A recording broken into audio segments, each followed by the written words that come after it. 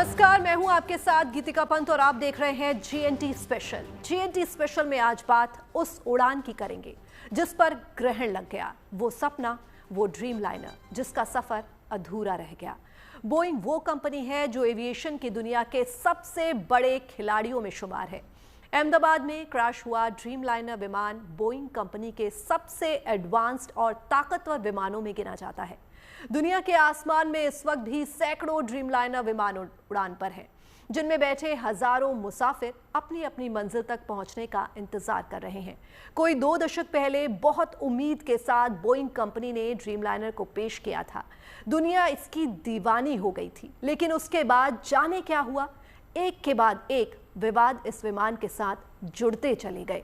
आज आपको बताएंगे कि अहमदाबाद में हजारों सपनों का अंत करने वाले ड्रीम लाइनर का सफर कैसे शुरू हुआ था और वक्त के साथ इस पर कैसे ग्रहण लगता चला गया।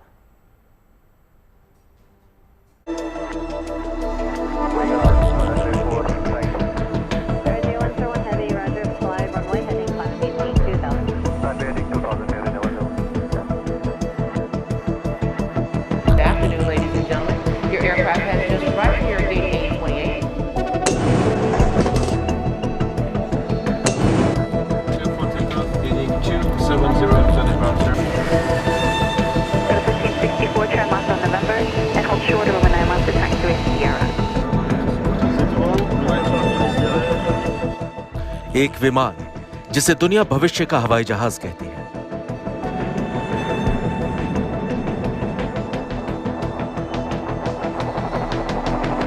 सेवन 787 ड्रीमलाइनर जो जहाज है, ये बिल्कुल सबसे मॉडर्न जहाज है। एक विमान जो सबसे एडवांस तकनीक, उम्दा फ्यूल कैपेसिटी और यात्रियों के लिए आरामदायक अनुभव के लिए जाना जाता है। बिल्कुल नया जनरेशन का हवाई जहाज है। सब उसमें सेफ्टी सिस्टम्स बने हुए हैं। एक विमान जिसे बोइंग कंपनी अपना मास्टरपीस बताती है। बोइंग का आखिरी नया जहाज है जो आया है, बाहर रिलीज किया गया है, नया डिजाइन जैसे कह सकते हैं। एक विमान जिसे दुनिया ड्रीम लाइनर के नाम से जानती है। Air travel is the safest form of travel. C'est tout bon? Le moteur qui est serré. Il y a toujours l'alarme, on est d'accord? Ouais. आखिर क्यों वो विमान हजारों ड्रीम्स, हजारों सपनों की मौत का कारण बन गया?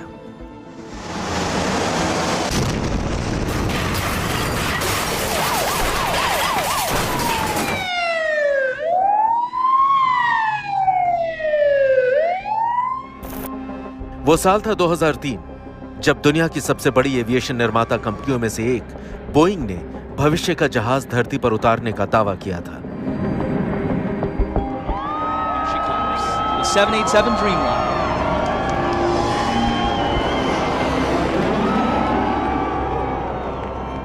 एक वैश्विक प्रतियोगिता के जरिए कंपनी ने दुनिया भर के लोगों से इस क्रांतिकारी जहाज के लिए नामों के सुझाव मंगवाए। दुनिया भर से 5 लाख लोगों ने उस जहाज के लिए नाम भेजे। आखिरकार कंपनी ने नाम चुना ड्रीम लाइनर। इस तरह साल 2003 में दुनिया के सामने पहली बार पेश किया गया बोइंग 787 ड्रीम लाइनर, एक ऐसा प्लेन जो बोइंग कंपनी के मुताबिक एयर ट्रैवल के अनुभव को पूरी तरह बदल देने वाला था।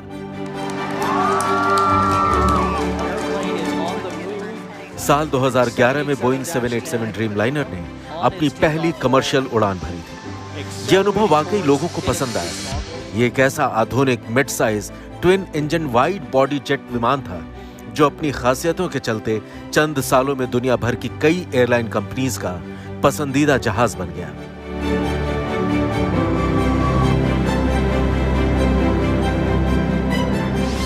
सेवन 787 ड्रीमलाइनर जो जहाज है, ये बिल्कुल सबसे मॉडर्न जहाज है। बोइंग का आखिरी नया जहाज है जो आया है, बाहर रिलीज किया गया है, नया डिजाइन जैसे कह सकते हैं। एयरबस से A350 सबसे नया जहाज है उनके तरफ से भी। तो ये बिल्कुल नया जनरेशन का हवाई जहाज है। सब उसमें सेफ्टी सिस्टम्स बने हुए हैं।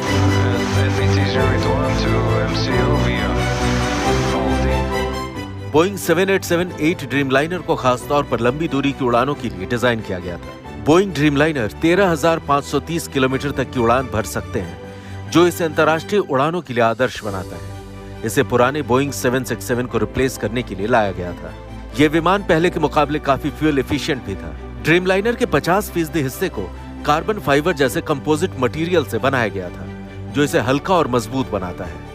इसी तरह ड्रीमलाइनर की खिड़कियां दूसरे कमर्शियल विमानों की तुलना में 30% बड़ी बनाई गई। इनमें इलेक्ट्रॉनिक डिमिंग फीचर लगाया गया, यानी यात्री बटन दबाकर खिड़की को धुंधला या साफ कर सकते हैं। इसे यात्रियों के लिए ज्यादा सुविधाजनक बनाने के लिए इसमें कई बदलाव किए गए थे। जैसे इसके केबिन प्रेशर को 6000 फीट की ऊंचाई जैसा रखा जाता है, जबकि सामान्य प्लेन में ये 8000 फीट की ऊंचाई जितनी होती है। इसकी वजह से विमान में ऑक्सीजन का स्तर बेहतर रहता है और यात्रियों को थकान और सिरदर्द की शिकायत कम होती है। इसी तरह इसके केबिन में रंग बदलने वाली लाइट्स लगाई गई, जो लंबी दूरी की उड़ानों के दौरान टाइम जोन बदलने के असर को कम करती है। यात्रियों की सुविधा के लिए ड्रीमलाइनर में बड़े आकार के बिन्स बनाए गए। इसके ओवरहेड बिन्स में हर यात्री का रोल अबोर्ड बैग आसानी से आ जाता है। इसी तरह ड्रीमलाइनर में सीटिंग को बेहतर बनाने का खास ख्याल रखा गया। इसकी सीटें आरामदायक हैं और सस्पेंशन सिस्टम हर तरह के रास्ते पर अच्छा अनुभव देता है। बेहतर सीटिंग के साथ साथ इसमें यात्रियों के एंटरटेनमेंट के लिए भी नए फीचर्स लगाए गए। एंटरटेनमेंट के लिए personal TV, USB charging ports और पावर आउटलेट्स के फीचर्स को यात्रियों ने काफी पसंद किया। इसी क्रम में शोर की कमी को भी ड्रीमलाइनर जहाजों की एक और खासियत माना गया, क्योंकि इसके कैबिन पुराने विमानों से ज्यादा शांत हैं।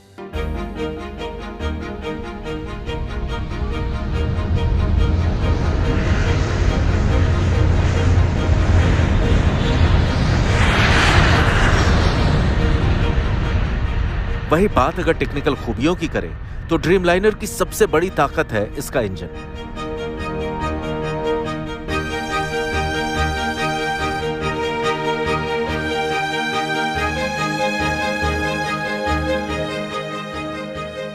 ड्रीमलाइनर विमानों में जनरल इलेक्ट्रिक के जेनेक्स इंजन लगाए गए हैं,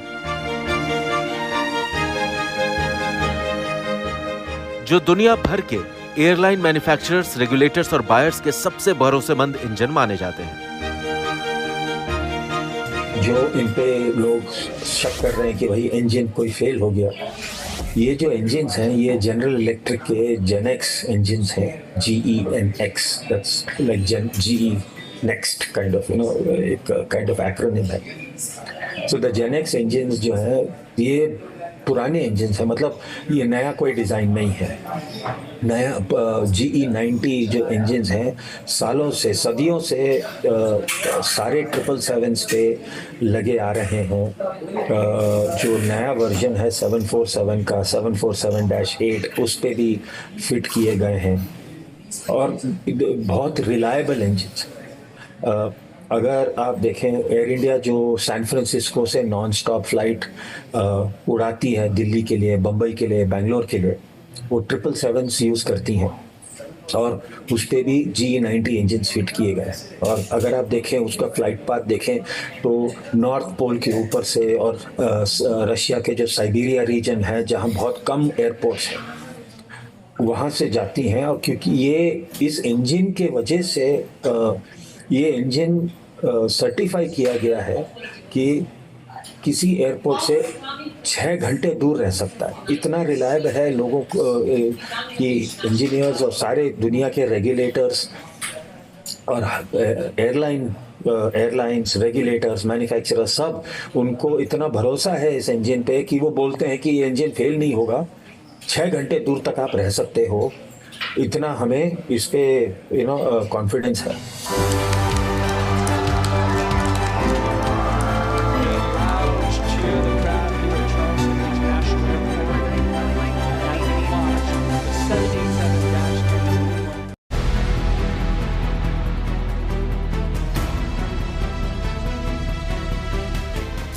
Boeing 787 ड्रीमलाइनर बोइंग कंपनी का विमान है, लेकिन इसे बनाने में बोइंग कंपनी अकेले काम नहीं करती। ये विमान 4 कंपनियों की साझेदारी से तैयार होता है।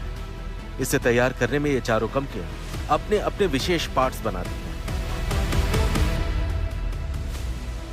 मसलन एयरबस बोइंग की प्रतिद्वंदी कंपनी है, लेकिन ड्रीमलाइनर के कुछ हिस्सों जैसे टेल सेक्शन और कुछ इंटीरियर पार्ट्स में इसका योगदान होता है।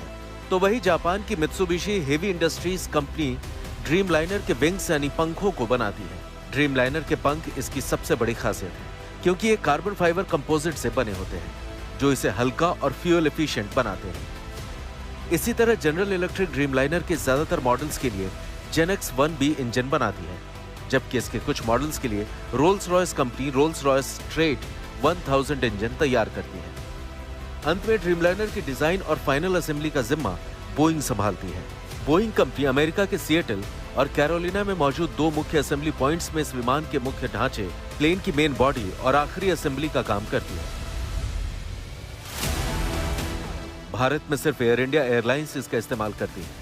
2012 में एयर इंडिया ने साउथ कैरोलिना प्लांट से पहला ड्रीमलाइनर 787-8 लिया था। ये Delhi to New York, Mumbai to London जैसे लंबे रूट्स पर उड़ता है। आज की तारीख में दुनिया भर में 1100 से ज्यादा बोइंग 787 ड्रीमलाइनर विमान सर्विस में हैं। दुनिया की कई बड़ी एयरलाइन कंपनीज के बेड़े में ड्रीमलाइनर शामिल है। थोड़ा सा ये 787 का पहला एक्सीडेंट है जहां मतलब मृत्यु हुई है, और हवाई जहाज को जैसे एविएशन टर्मिनोलॉजी में बोलते हैं हल लॉस।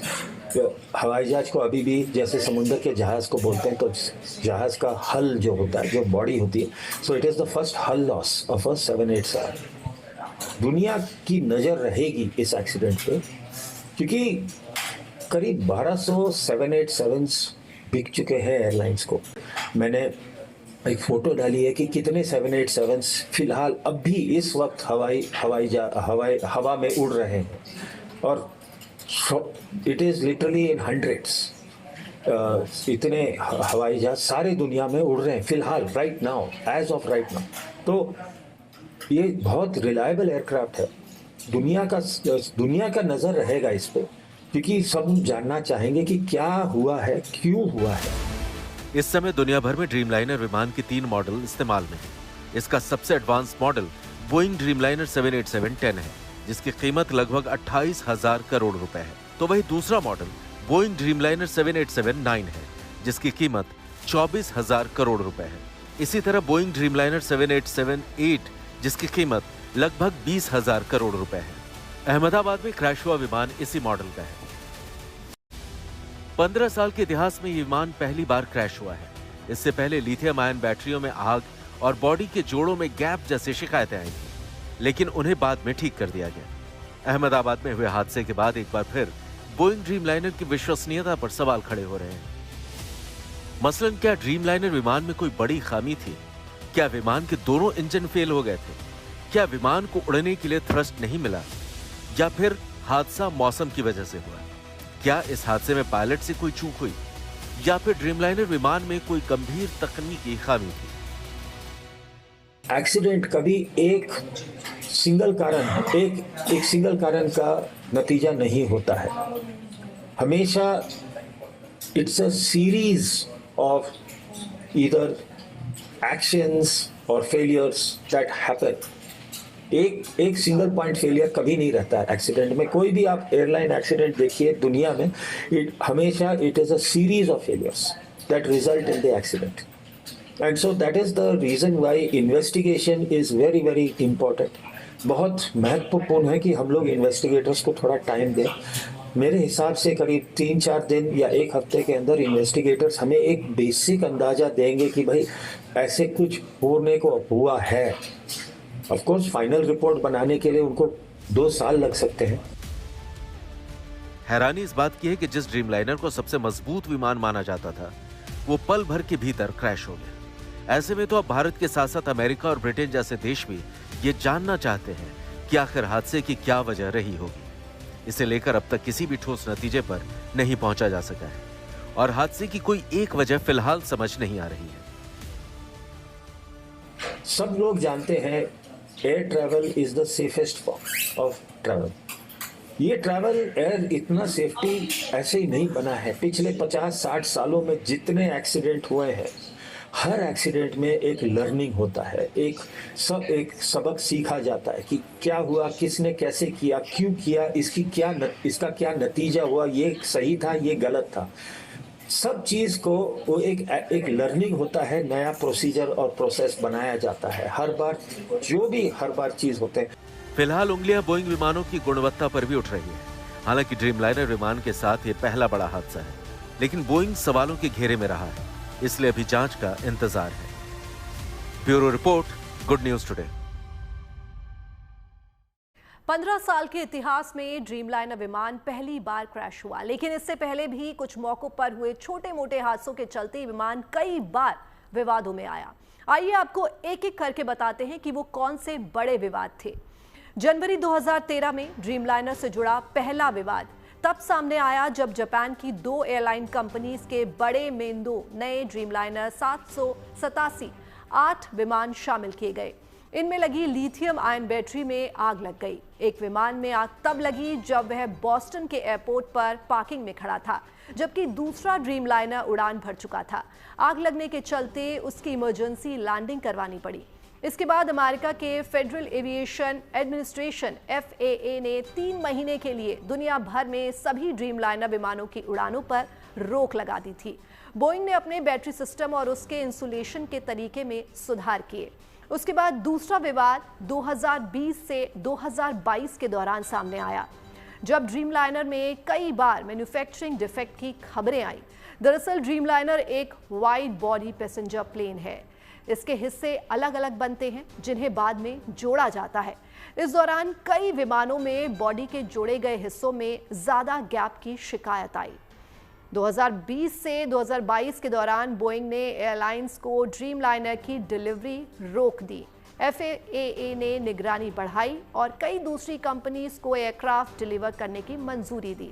तब बोइंग ने भी माना कि ड्रीमलाइनर की मैन्युफैक्चरिंग में कई तरह की गड़बड़ी थी। और अगला विवाद हुआ अप्रैल 2024 में, जब बोइंग में काम करने वाले एक विसल ब्लोअर ने दावा किया कि ड्रीमलाइनर 787 की बॉडी के कुछ हिस्से ठीक से नहीं जुड़े हैं और ये उड़ानों के दौरान बीच में ही टूट सकते हैं। इन आरोपों के बाद बोइंग ने माना था कि मैन्युफैक्चरिंग के तरीके में बदलाव हुए हैं, लेकिन इससे विमान की मजबूती और उसकी लाइफ पर कोई असर नहीं पड़ा है। बोइंग ने यह भी कहा कि वह विमान के इंफ्रास्ट्रक्चर की जांच कर रहे हैं।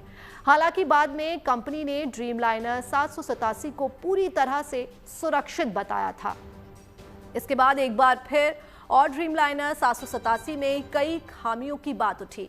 दरअसल बोइंग 787 8 में पारंपरिक विमानों की तुलना में ज्यादा इलेक्ट्रिकल सिस्टम का इस्तेमाल किया गया, जैसे हाइड्रोलिक सिस्टम के बजाय इलेक्ट्रिक मोटर्स। कई मौकों पर इसके इलेक्ट्रिकल सिस्टम का फेलियर, विंडशील्ड में दरार, फ्यूल लीकेज और सॉफ्टवेयर में गड़बड़ियां होती रहीं। 2024 में जापान में 787 8 की टेक्निकल कमियों की वजह से हादसा हुआ, जब ANA एयरलाइंस के 787 8 में हाइड्रोलिक ऑयल लीक हुआ, जिसके बाद विमान को रनवे पर ही रोकना पड़ा। इस हादसे के बाद बोइंग कंपनी और इसके इंजन सप्लायर्स पर खराब रखरखाव और टेस्टिंग में लापरवाही बरतने के आरोप लगे। कई एयरलाइंस ने अपने 787 8 विमानों को अस्थायी रूप से ग्राउंड कर दिया। अहमदाबाद में टेक ऑफ के ठीक बाद ड्रीमलाइनर के साथ ये हादसा हुआ। ऐसे में हमने एक्सपर्ट से ये समझने की कोशिश की कि आखिर ड्रीमलाइनर 787 8 विमान में टेक ऑफ की प्रक्रिया क्या होती है और टेक ऑफ के दौरान पायलट को किन बातों का खास ख्याल रखना होता है। पहले एक्सीडेंट्स हुए हैं कि जहां पायलटों ने फ्लैप को नहीं निकाला है, गलती से भूल गए।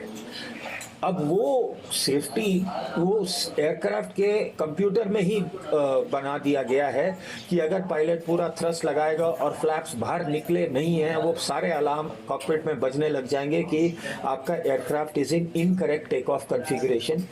तुरंत pilot will shut down the engine, slow the aircraft down, realise कि हाँ मैं कुछ चीज़ भूल गया हूँ।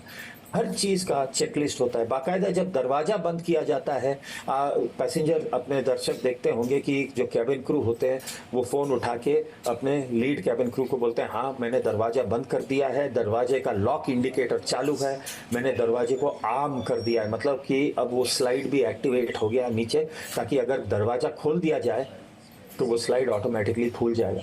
वहाँ से लेके फिर पुशबैक से पहले ही एक चेकलिस्ट होगा। जब पुशबैक हो जाता है what's called before taxi checklist, कि भाई निकलने से ही पहले एक taxi checklist, after taxi checklist, before runway entry checklist, before take off checklist, after take off checklist, climb checklist, हर चीज में चेकलिस्ट हैं और बाकायदा ये कंप्यूटर में ही डायरेक्टली फीड किया जाता है। सो पायलट्स को लिटरली पढ़ना पड़ता है कि हाँ ये हुआ, टिक मार्क करना पड़ता है, और जब कंप्यूटर उनको क्लियर देगा कि भाई अगर आप अब नेक्स्ट स्टेप कर सकते हो। अगर pilot before take off checklist पूरा नहीं करेगा, वो फ्लाइट कंप्यूटर ही उनको पावर करने नहीं देगा, बोलेगा आपने टेक ऑफ चेकलिस्ट पूरा नहीं किया है, आप एयरक्राफ्ट को अनसेफ कंडीशन में रखने की कोई चांस है, पहले वो चेकलिस्ट को पूरा कीजिए, नहीं तो मैं आपको आगे छोड़ूंगा ही नहीं। So these kind of safety checks are all built into the airplane. Pilots को ड्रीमलाइनर जैसे विमान उड़ाने के लिए कई ट्रेनिंग से गुजरना पड़ता है। सिमुलेटर यानी ट्रेनिंग में इस्तेमाल होने वाले हूबहू विमान जैसे ढांचे के जरिए हम ये समझने की कोशिश करते हैं कि आखिर कैसे होती है ये ट्रेनिंग। अहमदाबाद प्लेन क्रैश में कम से कम 300 लोगों का जो आंकड़ा है वो सामने आ चुका है। लगभग 300 लोगों की जान जा चुकी है। किस तरीके से पायलट्स की ट्रेनिंग होती है, उस समय क्या एग्जैक्टली हुआ होगा, क्योंकि हम जिस रनवे की बात कर रहे हैं, अहमदाबाद का रनवे, हम यहाँ पे शूट करने आए हैं। हमारे साथ कैप्टन आलोक हैं। कैप्टन आलोक, अहमदाबाद रनवे के ऊपर कई बार उड़ान भर चुके हैं, क्या हुआ होगा और पायलट्स को किस तरीके से ट्रेनिंग दी जाती है, हम आपको ये बताएंगे। तो कैप्टन आलोक, ये जो सिस्टम अभी आपने दिखाया, ये एयरक्राफ्ट एग्जैक्टली ऐसा ही होता है? सारे एयरक्राफ्ट ऐसे ही होते हैं? नो, एयरबस के एयरक्राफ्ट थोड़े डिफरेंट होते हैं और बोइंग के एयरक्राफ्ट थोड़े डिफरेंट होते हैं। इंटीरियर उनका अलग होता है, पर मोर और लेस सिस्टम सबके एक होते हैं। सिस्टम सारे जी। एंड प्रोसीजर्स एयरबस के अलग होते हैं, बोइंग के अलग होते हैं। फॉर दिस पायलट्स को टाइप रेटिंग की ट्रेनिंग करनी होती है उस पर्टिकुलर एयरक्राफ्ट के लिए। For example this is an Airbus aircraft, तो ये यहाँ पर एयरबस की ट्रेनिंग होती है जी। और वैसे पायलट्स को अपने जॉब पे प्रोफिशिएंट रहने के लिए हर 6 महीने उनको एक पायलट प्रोफिशिएंसी चेक करना होता है, which is conducted by DGC approved examiners. अच्छा, वो तो मतलब हर 6 महीने के अंदर पायलट्स की जो ट्रेनिंग है वो हर 6 महीने में होती है, और कोई एग्जामिनेशन है जिसको पास करना पड़ता है? जी, it is a test conducted by DGC approved examiners. And basically क्या होता है कि लाइन फ्लाइंग में, रोजमर्रा की फ्लाइंग में पायलट्स इमरजेंसी मैनूवर्स प्रैक्टिस नहीं कर सकते, तो इसलिए उनको हर 6 महीने में फ्लाइट सिमुलेटर में जाकर के सारे अलग अलग तरह के failures, engine fire, sudden decompression, सारी इन चीज़ों के बारे में 6 महीने में सिमुलेटर में जाके प्रैक्टिस कराई जाती है और मेक श्योर किया जाता है कि they are proficient. GNT special में फिलहाल के लिए बस इतना ही, लेकिन देश और दुनिया की तमाम पॉजिटिव न्यूज के लिए आप बने रहिए गुड न्यूज टुडे पर। नमस्कार।